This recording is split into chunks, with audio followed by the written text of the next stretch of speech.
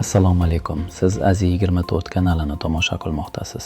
Rossiya va musofirlar uchun eng muhim migratsiya yangiliklari bilan tanishtirib boramiz. Rossiya Davlat dumasi mehnat migrantlari va ularning oila a'zolariga oid yangi qonun loyihasini birinchi o'qishda ma'qulladi. Qonun loyihasiga ko'ra 18 yoshga to'lgan migrantlarning farzandlari Rossiyada qonuniy yashash asoslari mavjud bo'lmasa, 30 kun ichida mamlakatni tark etishlari kerak bo'ladi. Shu bilan birga ular mustaqil ravishda ishlash uchun kerakli hujjatlarni rasmiylashtirish imkoniyatiga ega bo'ladilar. Shuningdek, xorijiy fuqarolar o'zlarini va oila a'zolarini moddiy ta'minlashi, belgilangan soliqlar va to'lovlarni o'z vaqtida amalga oshirishi hamda daromadlarini tasdiqlovchi hujjatlarni taqdim etish talab qilinadi. Qonun loyihasida migrantlarning daromadlari ustidan nazoratni kuchaytirish, ayrim hollarda patent yoki ishlash ruxsatnomasini bekor qilish kabi choralar ham nazarda tutilgan. Muhim eslatma: mazkur qonun loyihasi hozircha Rossiya Davlat dumasida birinchi o'qishda qabul qilindi. U kuchga kirishi uchun yana bir necha bosqichdan o'tishi va yakuniy tasdiqlanishi kerak. Migratsiya sohasidagi eng muhim yangiliklarni Aziz24 bilan kuzatib boring.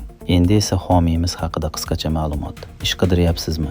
Yuk tashish xizmatlari, avtomobillar, ko'chmas mulk yoki biznes hamkorlar kerakmi? Unda Bozor Aziya platformasiga tashrif buyuring. Bozor Aziya butun Markaziy Osiyoni birlashtiruvchi zamonaviy e'lonlar platformasi. O'zimiznikilar uchun o'zimizning platforma.